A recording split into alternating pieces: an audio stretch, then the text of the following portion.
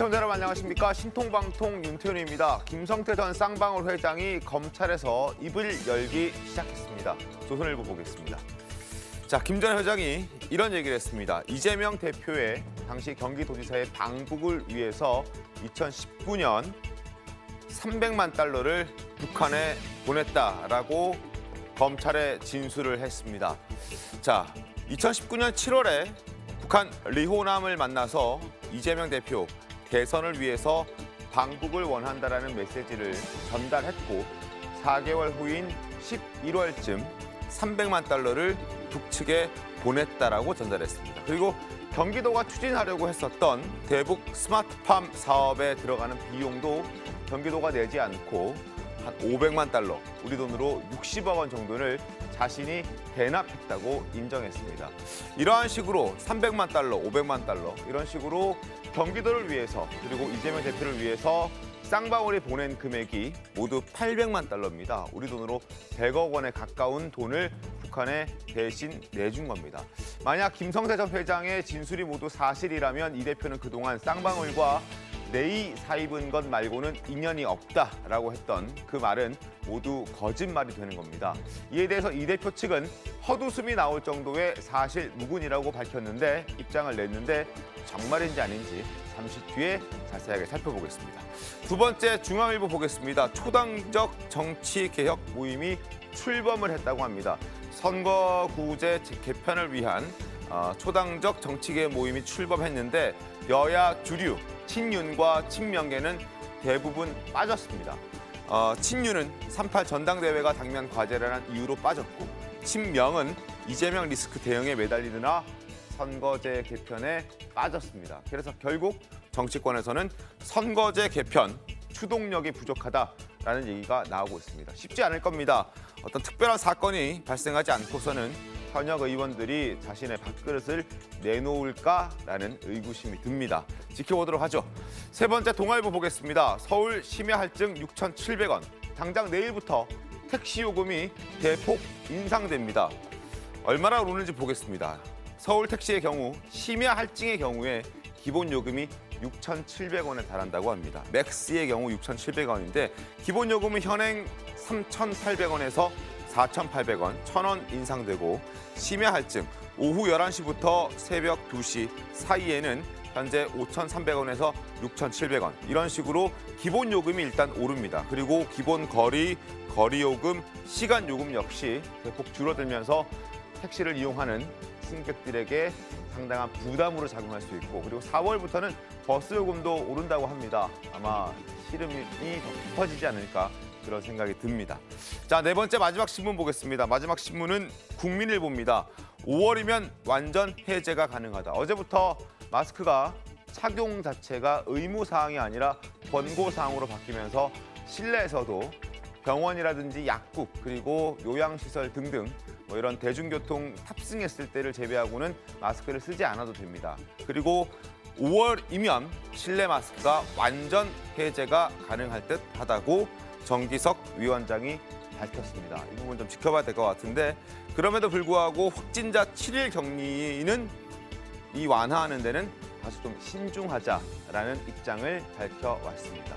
자, 신문 4개 살펴봤습니다. 본격적으로 이야기해 볼 텐데요. 먼저 패널들 소개해드리겠습니다. 반갑습니다.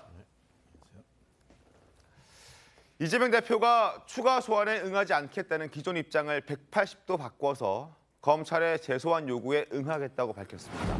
그러면서 대선 패배했다는 점을 대단히 강조했습니다. 어떤 의미가 있는 것인지 지금부터 따져볼 텐데 먼저 영상부터 만나보겠습니다.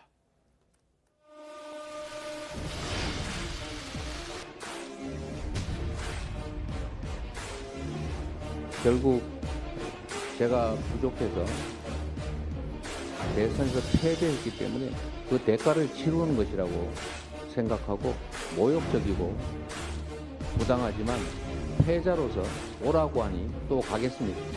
그렇게 간절하게 저를 재차 소환하고 싶어 하니 또 가겠습니다.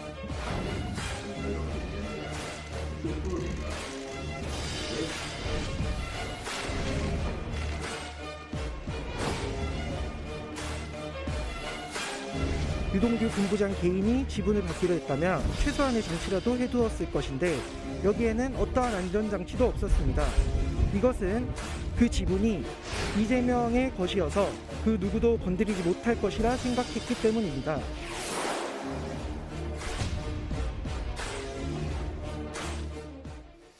지난 토요일 2차 소환 조사를 받고 일요일에 긴급 최고위원 회의까지 열어서 망신주기 조사에는 응하지 않겠다는 입장을 밝혔던 민주당 그리고 이재명 대표였는데 왜 갑자기 입장을 180도 바꿨을까요? 최병민 의원님.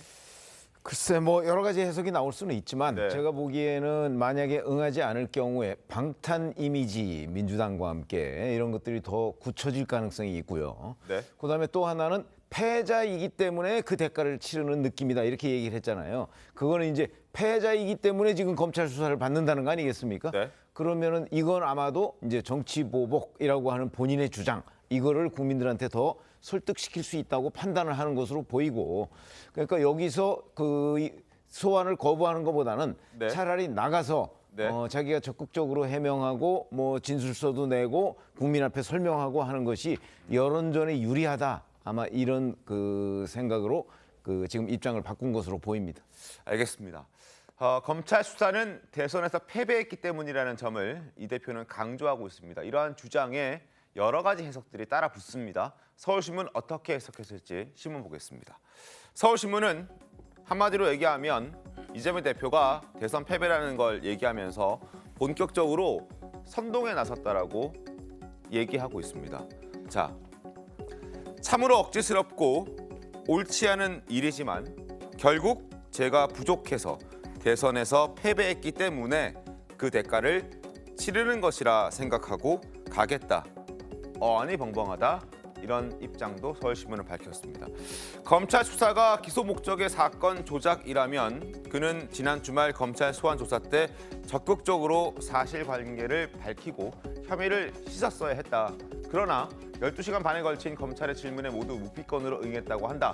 검찰과 사실관계를 다투는 건 회피하고는 뒤돌아서서 탄압이니 조작이니 이런 주장을 한다면 과연 국민을 설득할 수 있겠느냐 이런 해석도 서울신문은 덧붙였습니다. 어떻게 좀 보셨습니까? 그 이재명이라는 사람이 어떤 사람인지를 또 보여주는 한 대목인데요. 네. 사실 자기의 지금 범죄 혐의에 대해서 법률적으로 말을 해야 되는데 이분이 지금 정치적으로 계속 얘기하는 거예요. 그럼 뒤집어 보면 본인이 대통령이 됐으면 이거는 수사도 안 받고 대장동 사건은 다 묻힐 거다.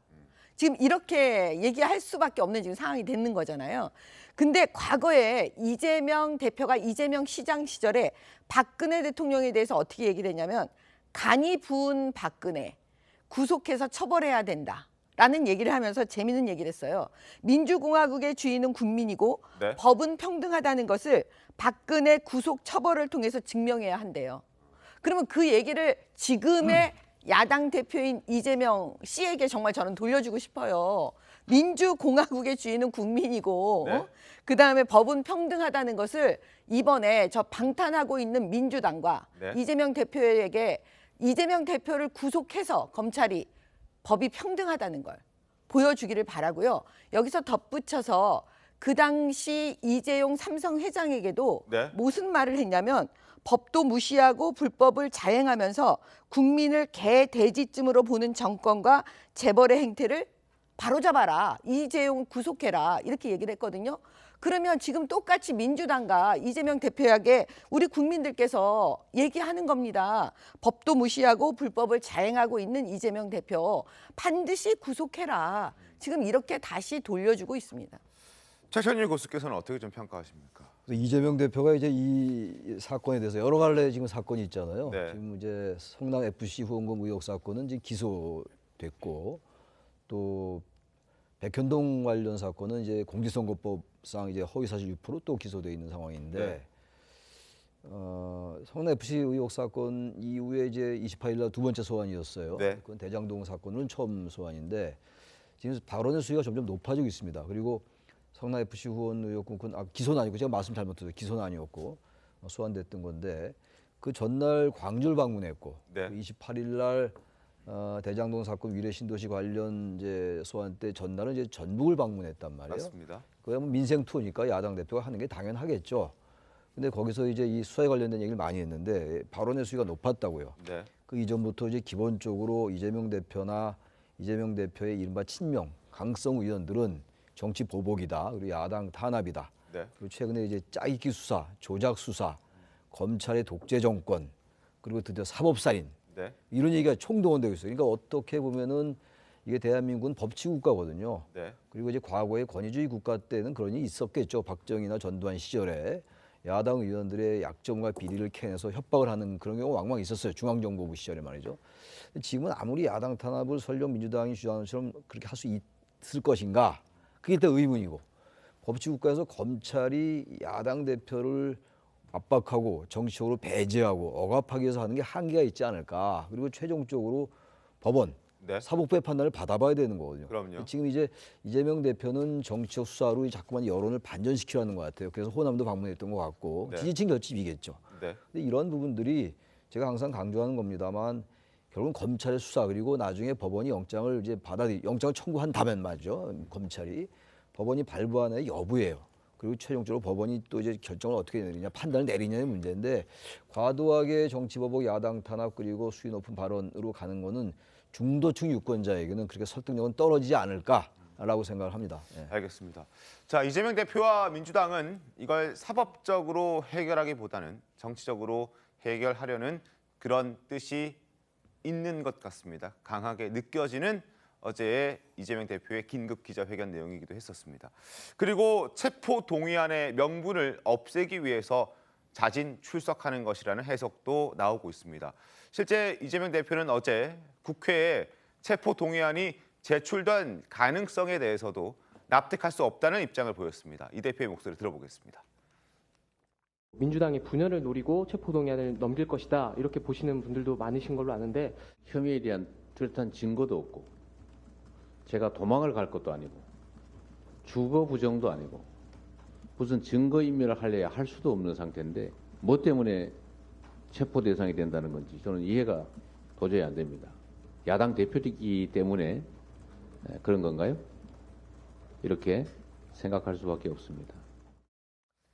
자, 과연 검찰은 어떻게 생각하고 있을까요? 검찰은 영장 청구 방침에는 변화가 없는 것 같습니다. 신문 보겠습니다. 경향신문입니다. 앞으로 이 대표가 추가적으로 조사를 받게 되면 여러 가지들을 설명해야 할 텐데 아마 이번에도 서면 진술서를 제출할지 안 할지 모르겠습니다만 지난 28일과 지난 10일에 했었던 그 대응 방식과 비슷하게 검찰 소환 조사에 응할 것으로 전망이 되고 있습니다. 그리고 이 대표가 당초 반응과 달리 검찰에 한 번 더 출석하겠다라고 했던 것은 이 지금 영장 청구를 피할 명분을 쌓기 위한 그런 의도로 풀이된다라는 해석도 나오고 있습니다. 그리고 지지 세력 결집, 검찰 수사의 부당성 강조, 탄압받는 야당 대표 이미지를 연출하는 걸 노리고 있다. 이런 분석도 있습니다. 그러나 이것과 상관없이 검찰은 2차 소환 조사와 상관없이 구속영장 청구는 그대로 하겠다라는 입장을 갖고 있습니다. 아래쪽에 빨간 줄 다시 한번 잡아보도록 하겠습니다. 검찰은 이 대표의 2차 출석 여부와 무관하게 구속영장을 청구할 것으로 보인다. 그리고 검찰은 대장동 사건을 지방자치 권력을 사유화한 중대 범죄로 규정했고 그 최종 책임자가 이재명 대표라고 보기 때문에 여전히 이재명 대표를 향해서는 영장이 청구돼야 한다는 그런 입장을 갖고 있습니다. 물론 뭐 청구가 된다 하더라도 지금 거대 야당인 민주당이 부결을 시킨다면 체포는 되지 않고 불구속 기소 상태로 수사는 아마 마무리가 될 겁니다. 어찌됐든 이러한 입장을 갖고 있는 이재명 대표와 검찰이 지금 맞붙어 있는 상황인데요.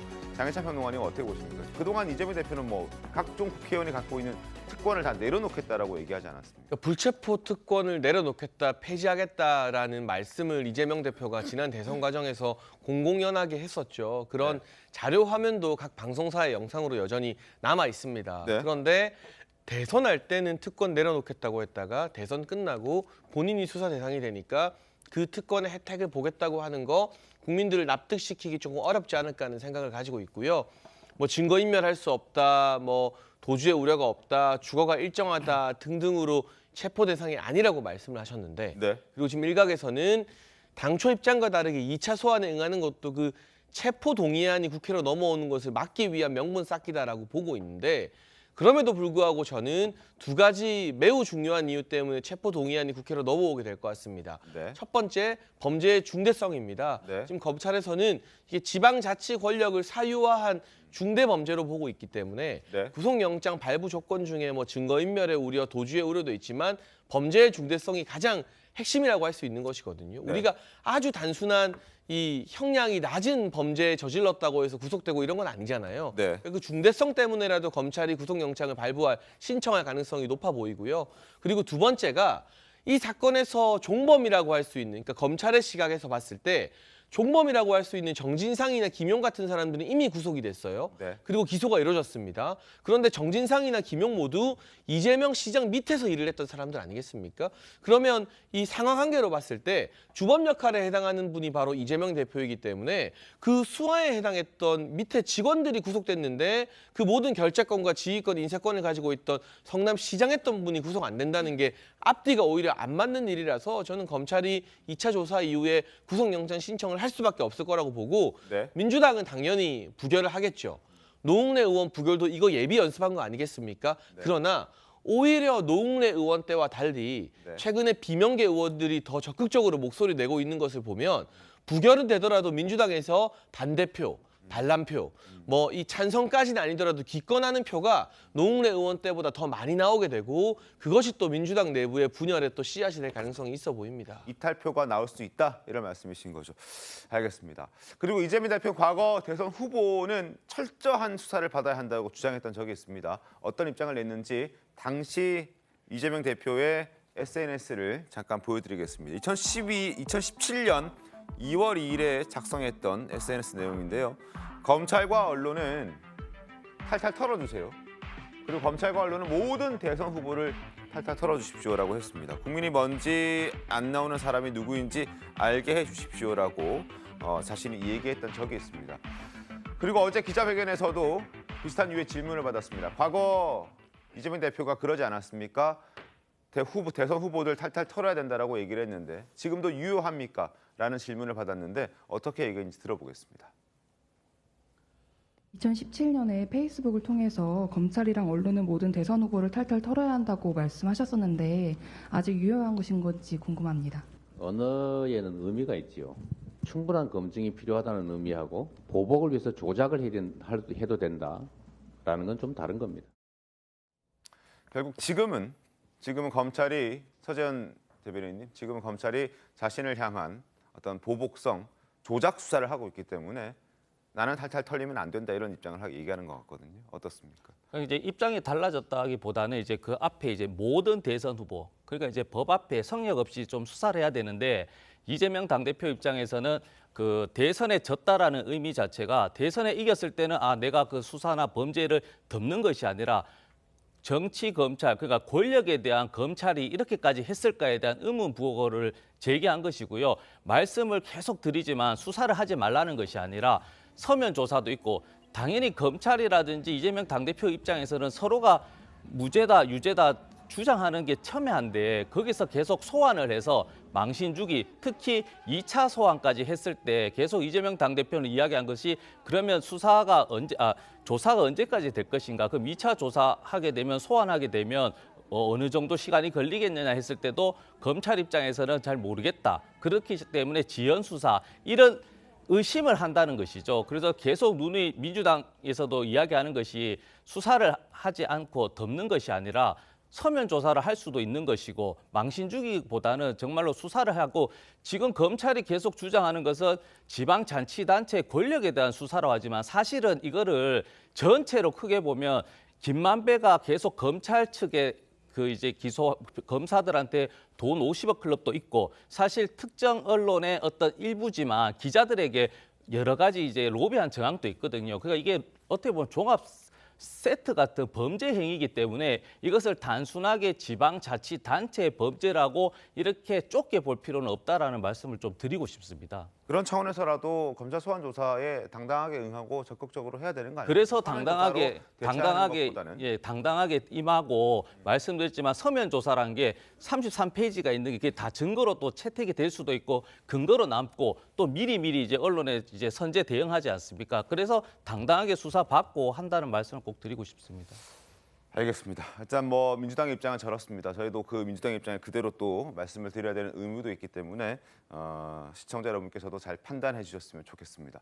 그리고 이재명 대표의 출석 날짜는 아직 정해지지는 않았습니다. 검찰은 당초 오늘과 내일 중에 2차 소환을 했으면 좋겠다라고 얘기를 했지만 이재명 대표가 받지 않았고 그리고 검찰과 변호인들이 지금 조율 중인 것 같은데 평일은 지난번 입장과 마찬가지로 일을 해야 하니 주말에 갔으면 좋겠다 이런 입장을 어제도 밝혔습니다. 그리고 또 하나 당원들에게 당 의원들에게도 이제는 좀 오지 말아라라고 당부하기도 했었습니다. 이 대표의 목소리 들어보겠습니다. 출석 일시는 수사 준칙인가 거기도 있지 않습니까?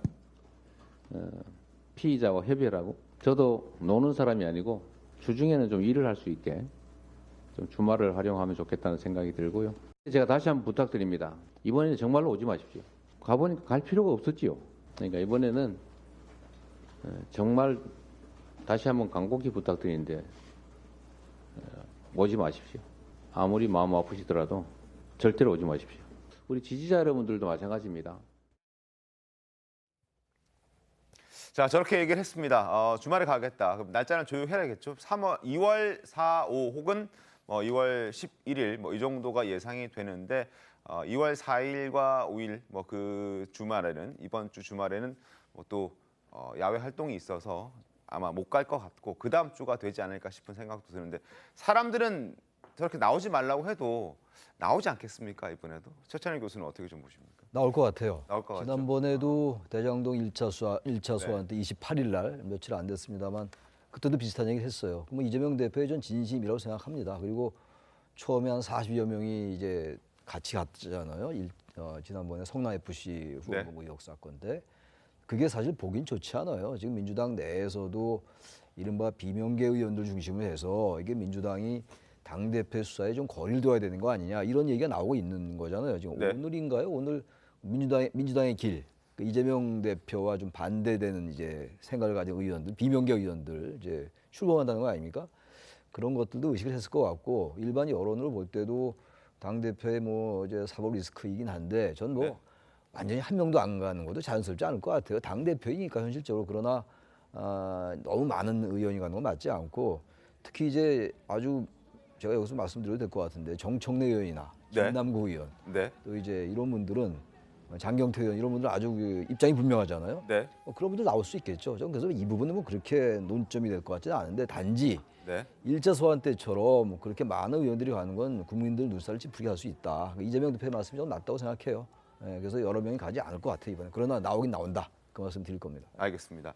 자, 언제가 될지 모를 그 2차 소환 조사에 과연 민주당 의원들과 민주당 당원들은 어떻게 대응할지도 지켜보도록 하겠습니다.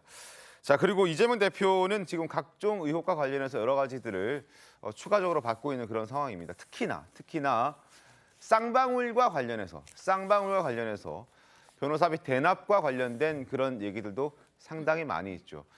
김성태 전 쌍방울 회장이 지금 입을 열기 시작한 것 같습니다. 변호사비 대납 의혹과 관련된 내용은 아니지만 그 대북 송금과 관련된 입장 내용 중에서 여러 가지 이재명 대표와 관련된 얘기들을 지금 쏟아내고 있는 것 같습니다. 만약에 김 전 회장의 진술이 맞다면 그동안 이재명 대표가 부인했고 김성태 전 회장도 부인했던 서로 모른다는 주장은 정말 거짓말이 되는 겁니다. 서로를 부정했던 그 목소리 다시 한번 들어보겠습니다.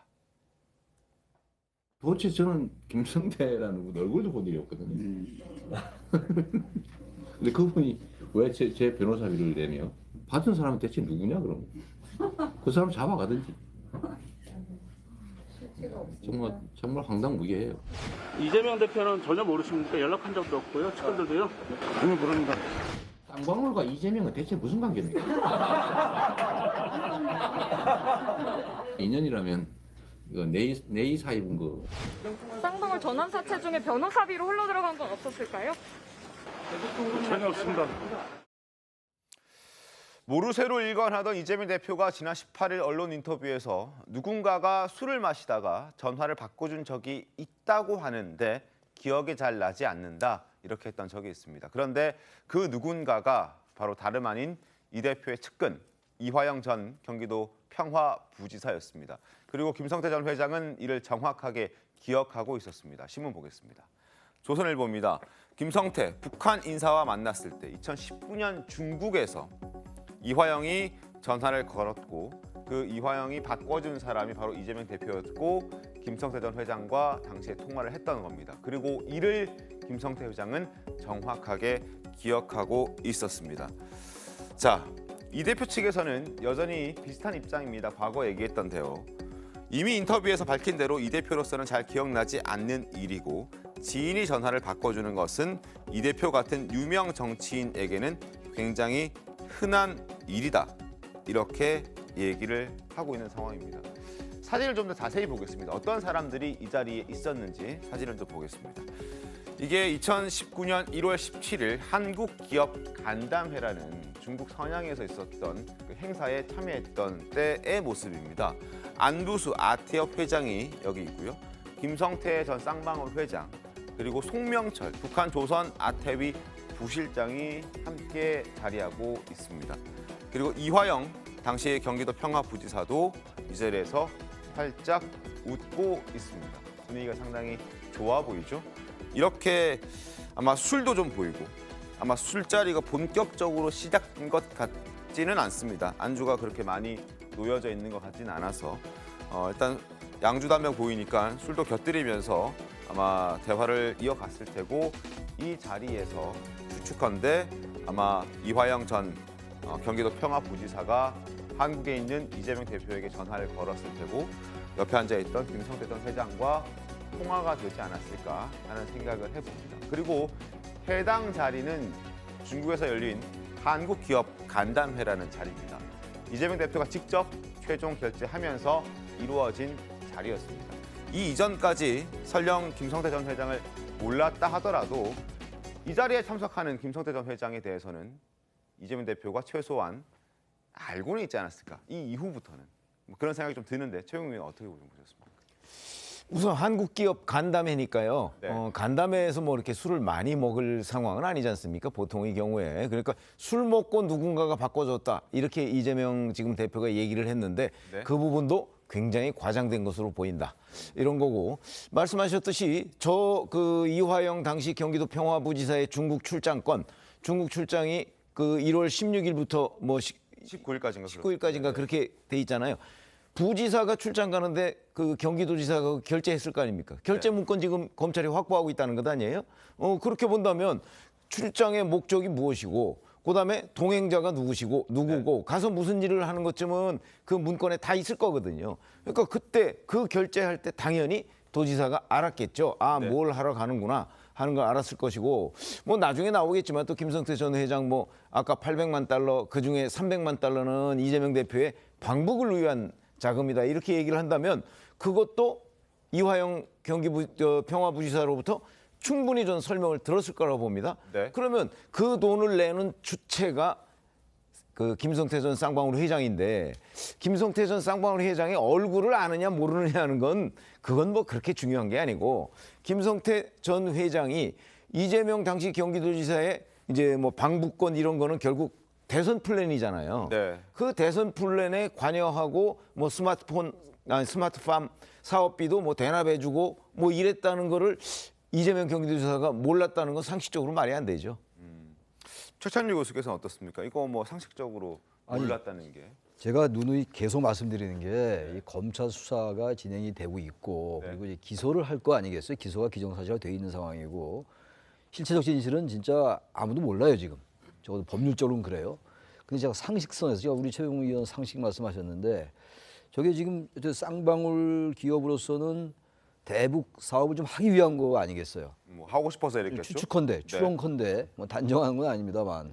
그러니까 당시에 이제 경기도 평화부지사니까 상당히 영향력을 갖고 있는 인사죠. 현직이었고 그러니까 어쨌든 이화영 지사, 부지사를 통해서 그런 어떤 유리한 조건을 마련하고 싶었을 거고, 그 이재명 대표가 이걸 몰랐다는 건 제가 상식적이라는 이제 단설다는 건데 납득은 좀 안 가는 거죠. 그럼 부지사 혼자서 이렇게 만났을까? 그럼 전혀 보고가 안 됐다는 게 이해가 안 가는 거예요. 뭐 통화를 했건 안 했건 뭐 그걸 떠나서. 그러니까 지금 이 사건뿐만이 아니라 지금 쌍방울 관련 사건뿐만이 아니라 대장동 사건도 그렇고 네. 앞서 뭐 다른 분도 말씀하셨습니다만 측근들의 그런 걸 몰랐다는 게 이해가 안 간다는 거예요. 그러니까 정진상 부실장, 전 실장이나 김용 부원장이 워낙 측근 중에 측근이라고 본인이 말씀을 했단 말이에요. 이재명 대표가. 네. 근데 저런 상황을 몰랐다고 생각하는 게 그게 과연 일반적인 우리의 보편적 상식에 부합하는가를 제가 말씀드리는 거예요. 네. 단정하는 건 아니고. 그래서 어쨌든 모든 게 추측 기사들이거든요, 지금. 그래서 이 과도하게 잠깐 몰랐다 그러는 게 우리 일반 그야말로 잘 모르는 우리 시민들은 과연 그랬을까?라는 그런 의심은 대단히 합리적이다. 이제 그 말씀 드리는 겁니다. 상식적인 선에서 과연 몰랐을까 하는 의심은 굉장히 합리적이다. 알았을 것이다라고 생각할 수밖에 없다 이런 얘기신 거죠. 그 지금 기사를 보니까요. 사실은 그 2019년도에 한국 기업이 북한하고 어떤 그 교류를 할 수가 없는 때예요. 왜냐하면 북한으로 돈을 주는 거는 유엔 제재 대상이기 때문에 정상적인 기업이라면 북한하고 일도 할 수도 없고 돈도 줄 수가 없어요. 그러면 제가 볼 때는 저거는 그냥 포장인 것뿐에 불과하다라고 보여지는 거예요. 결과적으로 북한에 어떤 방식으로 돈을 줄 건지를 이 사람들이 고민했던 게 아닌가. 이재명, 이화영. 저는 그런 생각이 들어요. 네. 그러면 북한 사람을 가운데 두고 그렇죠. 예, 북한에 돈을 어떤 방식으로 줄 거냐. 뭐 스마트팜으로 주네, 뭐 하여튼 뭐 투자를 하네. 그래서 북한에 돈을 주고. 근데 결과적으로 뭐냐면 이재명이 그 당시에 북한으로 가고 싶어 한다. 그러면 그 대가로 돈을 내놔라. 그래서 300억 달러를 더 줬다는 거 아니겠어요? 300만 달러. 아, 300만 달러? 네네. 그러면 엄청난 차이가 있습니다. 그러면 결국 그게 뭐냐면 뇌물이잖아요.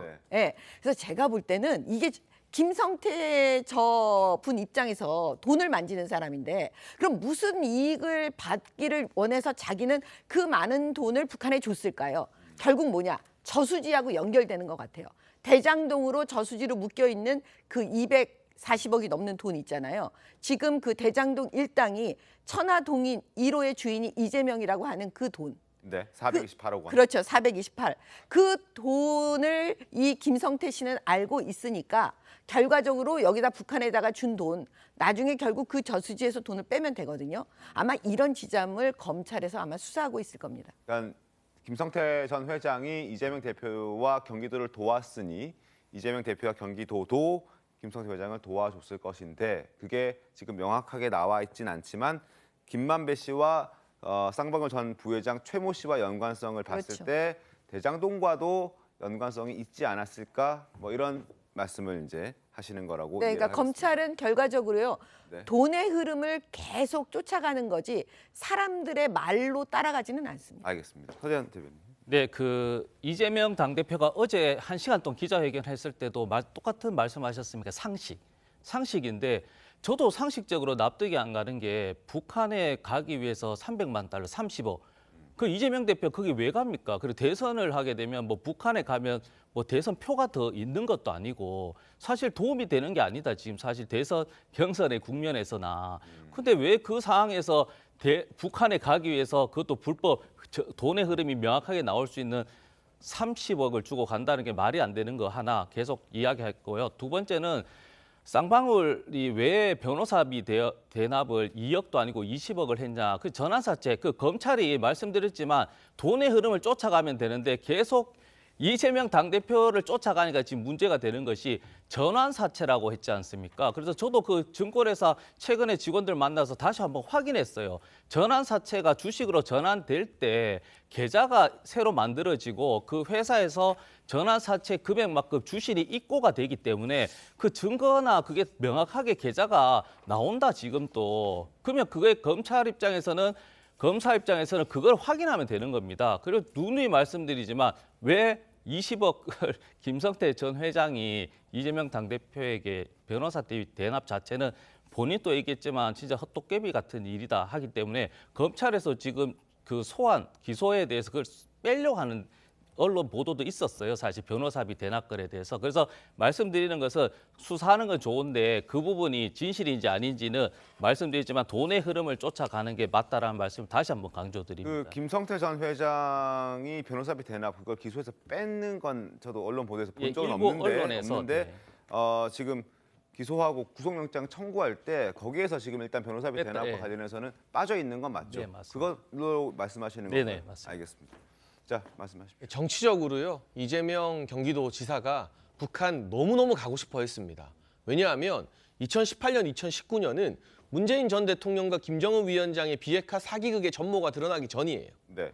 평창 동계올림픽 이후로 이 북한과의 화해 모드 때문에 이 여러 가지 이 대북 평화 네. 모드에 대한 기대감, 그 특수를 문재인 정부가 오롯이 누리고 있는 시점이었는데 네. 문재인 정부에서 이 대북 사절단에 그 당시 박원순 서울시장과 최문순 강원도지사는 넣었습니다. 이재명 경기도지사는 뺐어요. 그렇다 보니까 이재명 대표 입장에서는 본인도 그 대북 평화 모드의 어떤 수혜를 받고 싶은 마음에 직접 2019년 5월에 내가 방북하고 싶다라는 공문을 북한에 보내기도 했습니다. 그리고 저 조선 아태위에서 이 여러 가지 행사 때문에 경기도를 방문했을 때 나를 좀 초대해달라라는 말을 했다는 관련인 진술도 나와서 언론에 보도되고 있습니다. 결국 정치적인 상황을 고려해봤을 때 이재명 당시 경기도지사가 어떻게 해서든 북한에 가서 그로 인한 대북 평화 모드의 정치적 과실을 따먹고 싶어 했다라는 건 그 당시 정세를 판단해보면 충분한 동기가 되는 것이기 때문에 김성태 전 회장이 무려 총 800만 달러라고 지금 말하고 있죠. 30억이 아니라 지금 환율로 계산해보면 100억입니다. 이 100억가량을 북한에 지원했고 이것을 이재명 대표의 대선을 돕기 위한 이 자금이라고 생각했다라는 검찰 진술까지 나왔다는 것, 저는 그 당시의 정치적 상황과 맞아떨어지는 요소가 상당히 많다고 봅니다. 알겠습니다. 자, 그 부분 오늘 조선일보에도 실렸습니다. 잠시 뒤에 소개해드리고 이재명 대표와 그리고 당시 이화영 경기도 평화부지사가 얼마나 가까웠는지 말씀을 드리는 차원에서 영상 하나 보겠습니다. 이재명 도지사의 오른팔이다. 라고 볼 수 있겠습니다. 이화영 평화부지사님 나오셨습니다. 안녕하세요. 정무부지사를 말하는 건가요? 그렇습니다. 정무부지사 역할을 하는데 이제 경기도가 남북 접경 지역이고 다른 도시 같은 경우 경제부지사로 짓기도 하고 저희 도는 이제 평화부지사 이렇게 이름을 지었죠. 오른팔이 아니라 지금 파트너 아닙니까? 아니 맞습니다. 저희는 계약직입니다. 계약직. 한반도 평화와 번영의 중심 역할을 경기도가 해야 한다는 이재명 지사님의 정책 의지에 따라 지속적인 남북 채널을 가동하고 있었습니다.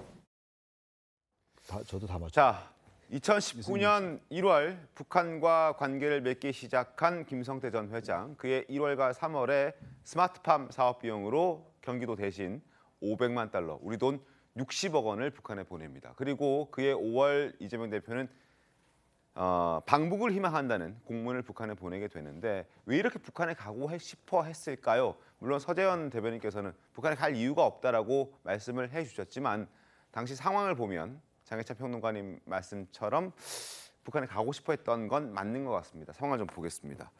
2018년 후반기부터 경기도가 대북 사업을 적극적으로 추진하게 되는데 그 배경에 주목할 필요가 있다. 과거 문재인 정부는 2018년 9월 남북 정상회담을 추진하면서 방북 명단을 짜면서 박원순 서울시장과 강원지사는 방북 명단에 넣었는데 이재명 경기지사는 뺐다는 겁니다. 내가 경기도지사인데 나를 뺐어? 그럼 내가 한번 해보겠다. 이런 마음을 먹었을 것 같습니다. 그런 내용이 있는 게 2019년 5월에 북한 조선아시아 태평양 평화위원회 위원장인 김영철에게 자신을 포함한 경기도 경제사절단을 북한에 초청해달라고 하는 편지 형식의 공문을 보낸 것으로 알려졌다. 그로부터 또 2달 뒤에 김성태 전 회장이 직접 필리핀 마닐라에서 리호남이라는 굉장히 실세 중의 실세를 만나게 됩니다. 그리고 이 대표의 방북에 협조해달라라며 300만 달러를 제공하고 그 이후에 제공을 약속하고 넉 달쯤 뒤인 2019년 11월에 실제 300만 달러를 보냈죠. 300만 달러는 방북을 하게 되면 어떤 행사를 해야 하고 이벤트를 만들어야 하는데 벤츠도 빌려야 하고 외제차도 빌려야 하고 사람도 세워야 하면 그만큼 돈이 필요하다. 그러니까 돈을 좀 내라. 처음에 500만 달러 요구했다고 하더군요. 그런데 500만 달러는 너무 많다. 300만 달러로 합의 보자. 이렇게 해서 300만 달러를 보냈다고 하는 겁니다. 그리고 여기서 검찰이 주목하고 있는 부분은 과연 이러한 과정들을 이화영 전 경기도 평화부지사 선에서 끝나는 것이었을까? 아니다. 이재명 대표에게도 보고가 됐을 것이고 이 대표도 이 사실을 알고 있었을 것이다라고 검찰은 의심하고 있습니다. 최병우 의원께서는 어떻습니까? 당연히 알고 있었다고. 그러니까 그 말씀하셨듯이 이게 누구를 위한 사업이죠? 이재명 대표, 그러니까 당시 이재명 경기도지사의 어떤 대선 플랜 뭐 이런 걸 위한 사업이거든요. 이거를 지금 바로 본인이 임명한 평화부지사가 그 북한과 교섭을 하고 있는데 그거를 보고 안 하고 교섭할 수 있다고 생각하는 사람 저는 아무도 없다고 봅니다. 그런 차원에서 본다면 적어도 이재명 대표한테 모든 과정 하나하나마다 아마 보고를 했을 것이고 그리고 실제 이화영 그 평화부지사가 당시 2019년 1월에 저렇게 중국에 가서 그 북한 인사를 만날 때 또 쌍방울의 김성태 전 회장을 만날 때 뭐 그 출장 기록이나 뭐 이런 것들은 다 있고요. 그다음에 저거 외에도 지금 언론 보도를 보면 북한과 관련해서 어떠한 교섭을 하고 하는 것에 대한 여러 가지 그 당시 이재명 경기도지사가 결재한 문건이 있을 거 아니에요. 이 문건들을 검찰이 많이 확보하고 있다고 하거든요. 그러면 그거를 이 과정하고 그 과정을 맞춰보면 그 문건에는 이재명 경기도지사의 사인도 들어가 있을 거거든요. 그렇게 보면 뭐 보고를 받은 정도가 아니고 보고받고 승인하고 뭐 그 후에 뭘 지시했다 하는 내용까지도 저는 있을 가능성이 매우 높다. 여하튼 문건이 많이 확보돼 있다고 하니까 그런 말씀을 드립니다. 알겠습니다. 자, 김성태 전 회장 대북 송금과 관련해서 지난 17일 귀국하면서 이 부분은 본인도 인정했습니다. 그리고 검찰 진술을 통해서는 이 대표의 대통령 선거를 위해서 한 일이다라는 취지로 또 한 번 진술을 하기도 했습니다. 화면 보겠습니다.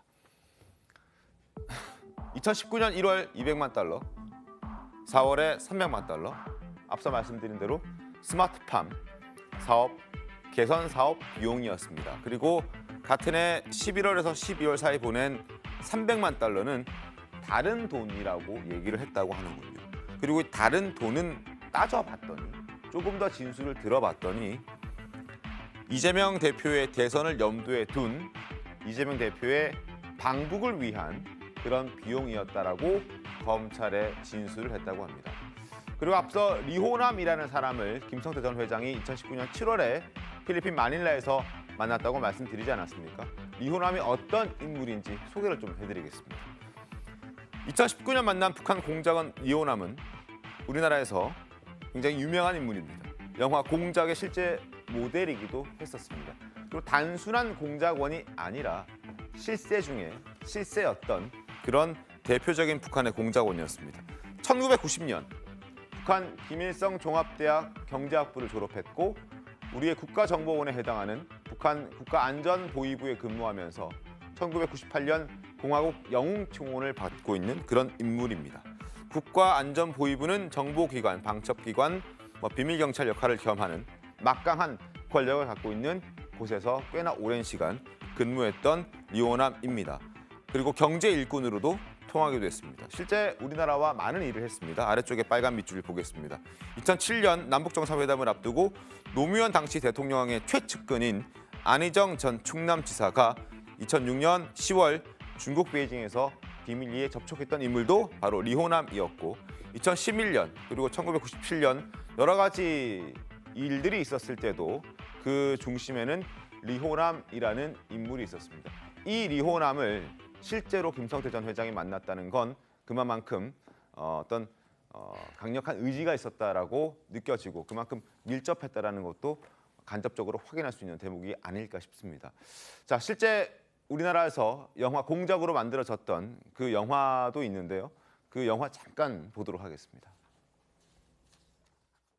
나머지 두 명이 누군지 여쭤봐도 되겠습니까? 리체 또는 리명훈이라고 불리지. 박석영 선생, 선생을 좀 만나고 싶은데 말이오. 북한의 영향력은 상상을 초월하지. 왕국에서는 어떤 물건을 사고자 하십니까?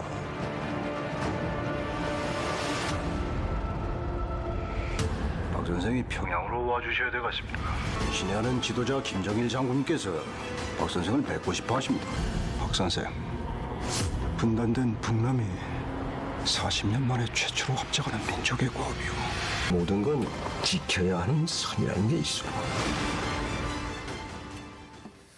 서지환 대변인님, 뭐 이런 구체적인 정황과 진술이 나오는데도 계속해서 민주당은 사실 무근이라는 입장을 견지하십니까? 네, 그러니까 이제 공작 영화 저도 재밌게 봤고 그런 이제 미혼함에 대해서나 만난 거에 대해서 만남을 인정하고 뭐 불인정하고 이런 것이 중요한 게 아니라 만나서 어떻게 뭐 범죄 행위 그리고 더 나가서 이재명 당대표와 연결되는 그 증거를 찾아야 되잖아요.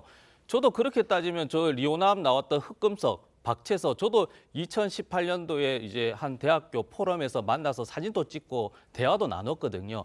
만난 것보다 어떤 내용으로 그리고 말씀드리지만 이재명 당대표가 거기에 핵심적인 그리고 누구도 부인하지 못하는 그런 불법적인 변호사비 대납 포함해서 뭐 대선 자금을 위해서라고 하니까 대선을 위해서 어떤 그리고 왜 그런 방북을 못한 것인지 그리고 못했을 때 그러면 북한에서는 어떤 돈을 또 돌려받았는 것인지 그런 부분도 이제 조사가 돼야 되겠죠, 사실은. 그러니까 뭐 지금 리호남이라는 사람을 김성태 회장이 만났고 대북 방북을 위해서 대선을 위해서 김성태 회장이 300만 불 그리고 스마트팜과 관련해서는 500만 불 총 100억 원에 가까운 돈을 경기도와 이재명 대표를 위해서 썼다라고 본인이 진술했음에도 불구하고 아직 더 구체적인 내용들이 나와야 한다는 말씀입니다. 그러니까 추가로 말씀드리면 김성태 저분은 그 현재 주가 조작범으로 이제 범죄 행위거든요. 말씀드린 본인의 그 북한의 광물에 대한 협의권을 해놓고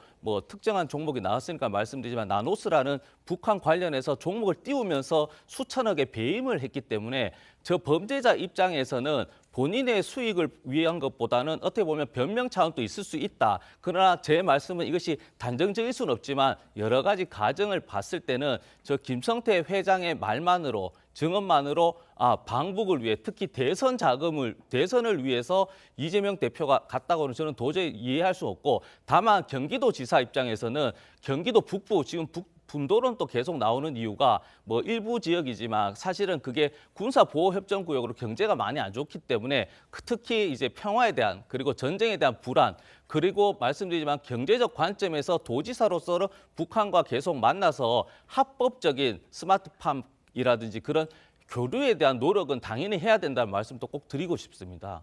알겠습니다. 뭐 메신저를 공격하는 그런 느낌을 좀 받긴 하는데 어떤 메시지의 내용을 저희가 좀 집중해 보도록 하겠습니다. 자, 그리고 민주당의 또 다른 인사 하나 더 소개를 해드리죠. 김의겸 의원에 대해서 얘기를 좀 해볼 텐데요.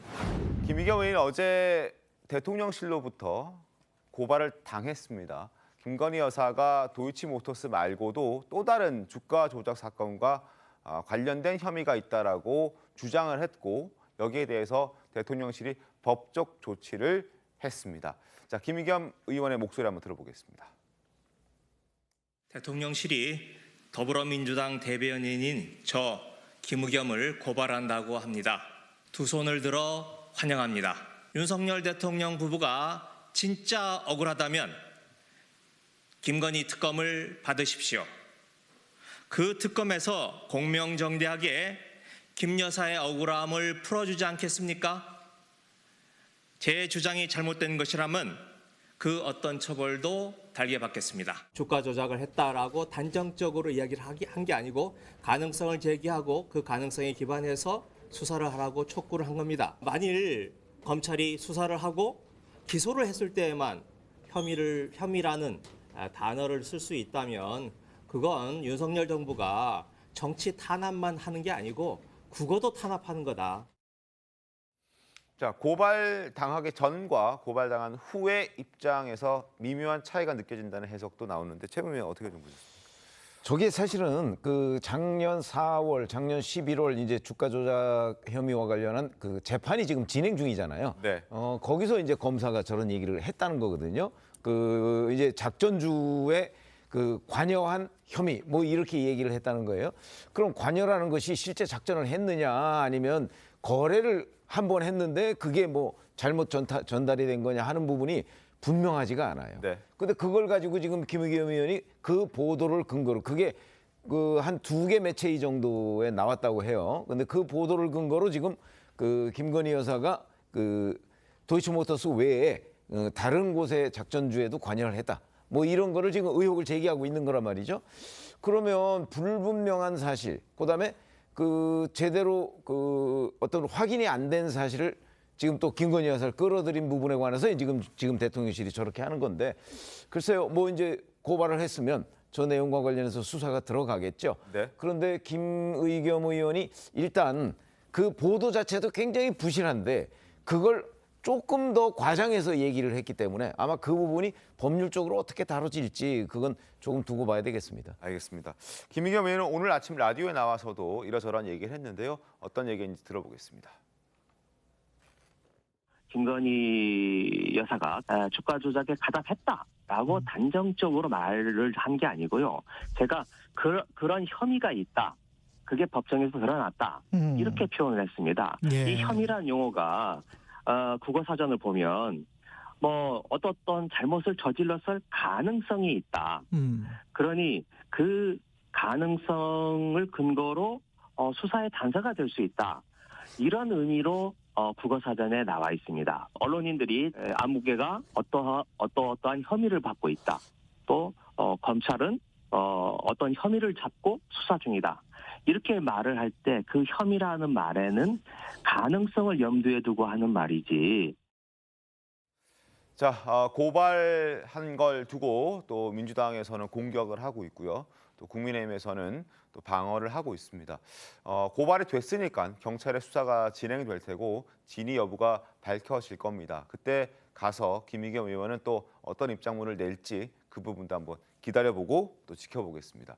그리고 이런 가운데 김건희 여사가 오늘 동남아 순방 당시 만났던 로타를 대통령실로 초대해서 윤 대통령과 함께 만남을 갖는다고 합니다. 그리고 어제는 한남동 관저에서 국민의힘 소속 여성 비례대표 의원들과 오찬을 가졌는데 여기에 대해서도 비판의 목소리들이 꽤나 많이 나오고 있는 것 같습니다. 목소리 한번 들어보겠습니다.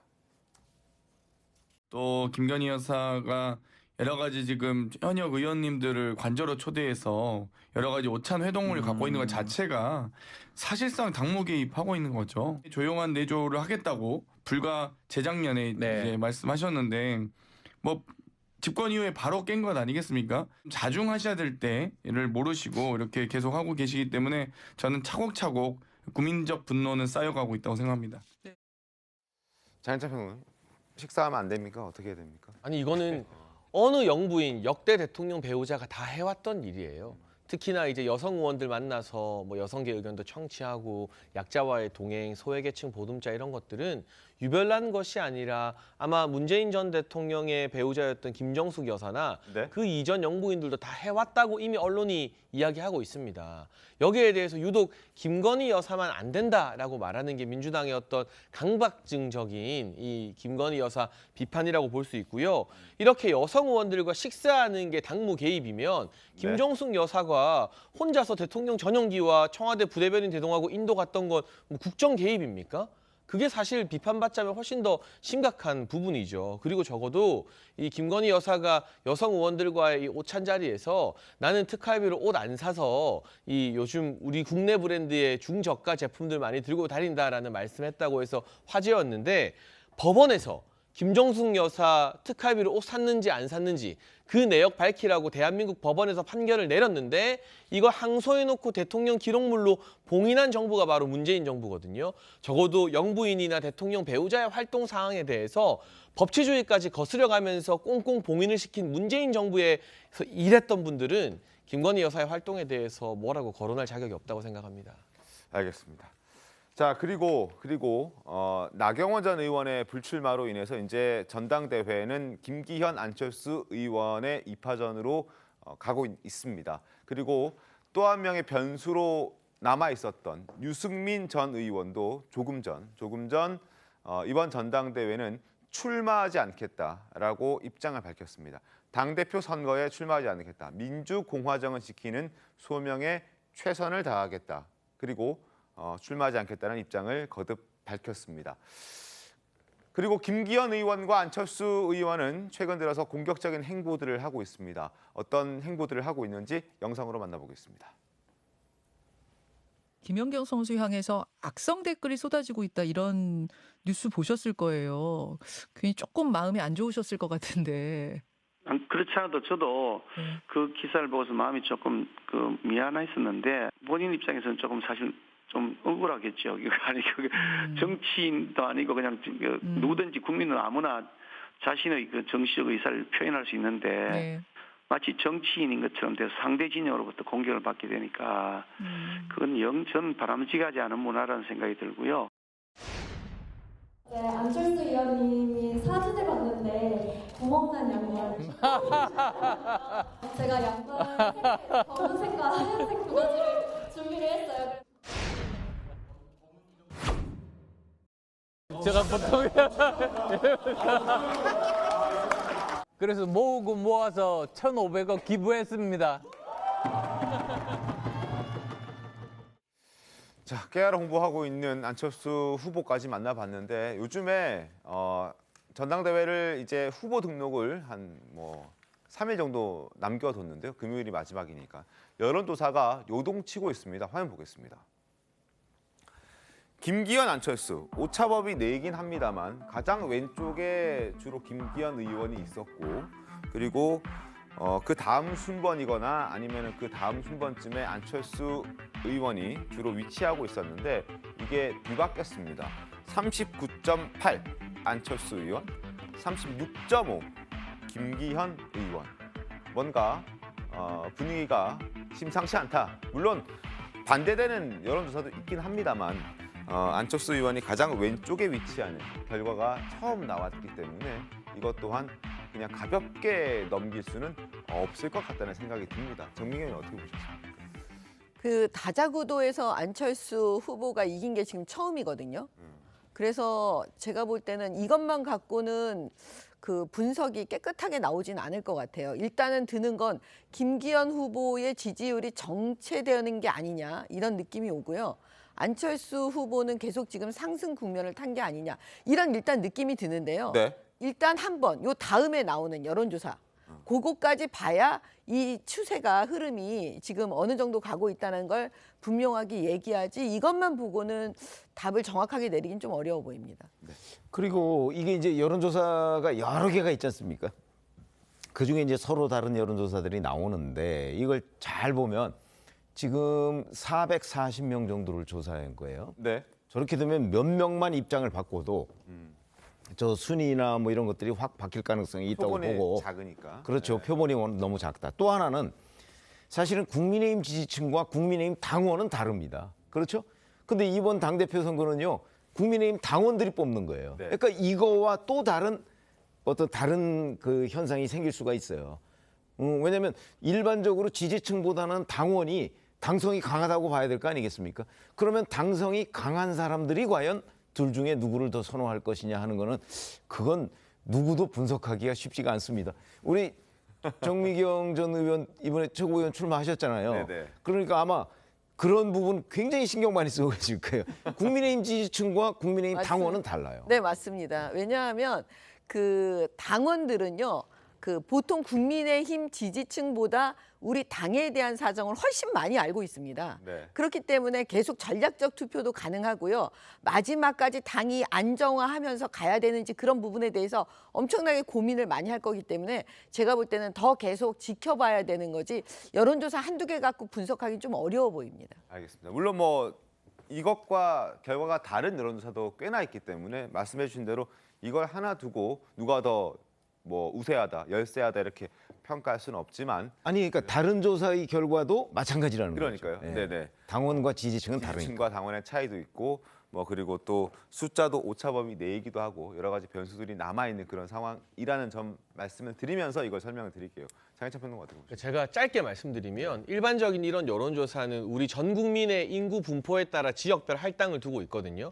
근데 전 국민 인구 분포와 당원들 인구 분포가 달라요. 네. 예를 들면 국민의힘 당원은 아무래도 영남 지역에 좀 더 많이 거주하시게 되어 있죠. 네. 이런 인구 보정이 들어가지 않은 결과이기 때문에 아마도 역대 전당대회나 뭐 대선 후보 경선, 당대표 선거를 보게 되면 일반적인 지지층 여론조사보다는 조금 더 이 전통 보수 성향의 표가 많이 나오는 경향이 있더라. 이 부분은 역대 선거 결과로도 확인되어서 그 부분까지 고려한 조사가 뭐 컷오프 이후에는 좀 나오지 않을까 싶습니다. 네, 알겠습니다. 네, 최찬희 교수님. 제가 볼 때 확실하게 그냥 당원들을 대상으로 한번 해봤으면 좋겠는데 계속, 당원들을 대상으로. 지금 나오는 여론조사는 앞서 다들 말씀하셨습니다만 국민의힘 지지층이거든요. 네. 근데 그런 것과는 별개로 지금 당원이 지금 84만 명쯤 된다는 거 아니겠어요? 100% 당심인데 워낙 인구가 당원이 많아요 지금 생각보다. 80만이 넘죠. 84만인가 뭐 이렇다고 그럽니다. 근데 이제 총선거를 생각할 것 같아요. 아까 전략적 투표 말씀하셨는데 지금 이제 수도권과 이 영남 지역, 경북 경남 지역, 영남 지역의 그 당원 숫자가 비슷하더라고요. 과거 영남이 압도적으로 많았는데 그런 점이 또 하나 있고 또 이제 젊은 세대가 분명히 보니까 더 많아졌고요. 당원들 중에서 유권자가 당원들이니까. 그다음 내년 총선에서 과도하게 윤심을 얻은 후보가 당대표가 되는 것에 대한 부담감을 느낄 수 있다. 그게 이른바 전략적 투표가 오히려 그게 아니겠는가. 그래서 지금 뭐 저거 가지고 얘기할 수는 전혀 없어요. 지금 뭐 오차범위 내에 있고 그렇긴 한데 안철수 후보는 아무래도 김기현 후보에 비해서는 물론 안철수 후보도 지금 뭐 윤 대통령을 거스린다는 얘기 전혀 안 하고 있는 거란 말이에요. 그 지난 대선 때 단일화했고 그런 점에서 볼 때 안철수 후보가 지금 추격세가 만만치가 아니고 그리고 나경원 전 의원의 표가 많이 온 것 같아요. 안철수 의원에게. 그런 점에서 볼 때는 물론 임기 초반이기 때문에 당신이 많이 대통령의 의중에 따라갈 겁니다. 그렇다면 또 별개의 양쪽이 전혀 상반되는 분석이긴 한데 저는 안철수 의원의 상세를 좀 만만치 않게 보고 있습니다. 만만치 않을 것이다. 오리무중이다. 네. 알겠습니다. 네, 저도 뭐 대구기 때문에 저 국민의힘 단순 지지자보다는 제일 선거운동 오랫동안 그것도 수십 년 하신 분들 만나서 이야기를 들어보면 사실 당 걱정을 많이 하십니다. 그러니까 누구를 위한 정당이 아니라 본인 당원을 위한 또 축제가 돼야 되는 것인데 지금은 윤 대통령의 윤심 이것이 이제 조직 선거로 이어지다 보니까 이제 조금만 지나 보십시오. 이제 그 자체 지역구별로 아마 여론조사는 합법적이기 때문에 자체에서 여론조사도 하고 그것을 바탕으로 해서 또 조직적인 선거가 나오게 되면 당원들이 자율적으로 우리의 당대표를 뽑는 선거라기보다는 어떻게 보면 조직, 윤심에 대해서 윤 대통령의 의중에 따라서 이렇게 가다 보면 저는 3월 8일 이후가 더 본격적으로 좀 후유증이 심해질 수 있지 않을 것인가 저도 걱정하고 국민의힘 당원도 걱정하기 때문에 당대표도 그렇고 여기 계신 최고위원 후보도 그렇지만 그런 단점을 그런 부작용을 우려하는 걸 다 알고 있으니까요. 그걸 조금이라도 줄여주는 그런 전당대회 준비 과정과 결과로 이어지길 또 바랄 뿐입니다. 알겠습니다. 자, 마무리하는 차원에서 조선일보의 김대중 칼럼 하나 소개해드리겠습니다. 지금 국민의힘 입장에서는 이번에 내년에 있을 총선의 승리가 정말 중요합니다.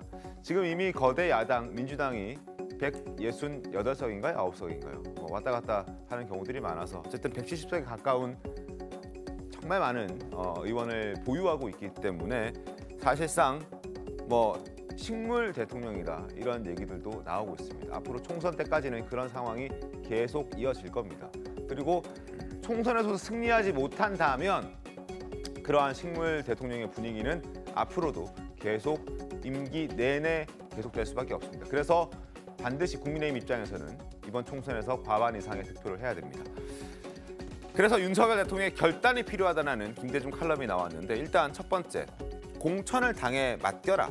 여러 윤석열 대통령이 취할 수 있는 길 중에 여러 가지가 있겠지만 공천 분란을 일으킬 가능성이 있는 그런 행동은 하지 말고 공천 자체도 당에 자연스럽게 좀 맡겼으면 좋겠다. 이런 얘기가 지금 실려 있었고요. 또 하나, 이번 당대표 선출 과정에서도 당의 총의에 맡기는 쪽으로 가야 한다. 이렇게 얘기를 하고 있습니다. 윤석열 대통령을 향해서 국민들이 열광했고 그리고 윤석열 대통령을 향해서 표를 줬던 이유는 굵직굵직한 일을 하라는 것이다. 노동, 교육, 연금 3대 개혁 내세우고 나라 미래의 먹거리 그런 안목에 집중하고 안보, 대공, 대북 열정 보일 때 박수를 보냈다. 과거 잘못된 것을 바로잡고 거짓으로 만들어진 것을 또 고쳐 세울 때 그 법과 원칙에 따라 나라의 정책을 바로 세우겠다고 했을 때 윤석열 대통령에 대한 그런 기대가 생겼고 그 기대를 걸었다라고 얘기를 합니다. 자, 윤석열 대통령의 등장의 당위성은 좌파 늪에 빠진 한국 정치에서 구원투수가 되는 것이지 당 안에 당무에 과도하게 개입해서 어떤 공천에 휘말리고 또 여러 가지 정치 언어들에 휘말리는 것은 원하는 바가 아니고 그걸 해서도 안 된다라는 그런 지적을 김대중 칼럼이 따끔하게 했습니다. 어떻게 좀 보셨습니까? 그렇죠. 아니 근데 뭐 지금 얘기하는 저런 것들이 정도로 가는 길입니다. 상식으로 가는 길이고. 근데 이제 윤 대통령이 과연 저런 길을 갈 수 있을 것인가? 아직 뭐 1년 이상 시간이 남아 있지 않습니까? 좀 지켜보시죠. 알겠습니다. 짧게. 과거에 김영삼 대통령 때 그 당대표를 대통령이 지명을 했던 적이 있잖아요. 이용구 대표, 이회창 대표. 지금은 이제 그렇지 않고 당대표 경선을 한단 말이에요. 경선을 한다는 그 취지는 당의 자율성이 맡기라는 거거든요. 김대중 칼럼에 저게 100% 동의를 해요. 그래서 일단 지금 당무 개입 얘기가 많고 당무에 개입한다고 좀 보고 있어요. 사실상 뭐 윤심이 그거 아니겠어요. 지금이라도 과도하게 대통령이 여당의 그 집권당의 경선에 개입해야 하는 걸로 보이는 것, 그건 바람직하지 않다. 결국 중도층 총선의 표심을 볼 때 좀 넓게 봐라, 길게 봐라, 그런 말씀 좀 드리고 싶습니다. 알겠습니다. 자, 총선 승리와 윤석열 대통령의 결단이라는 칼럼을 소개해드렸습니다. 잠시 뒤 돌아오겠습니다. 오늘 준비한 신통방통 여기까지입니다. 내일 더 신통하게 돌아오겠습니다. 자, 1월의 마지막 날입니다. 오늘 하루도 잘 보내시길 바라겠습니다. 고맙습니다.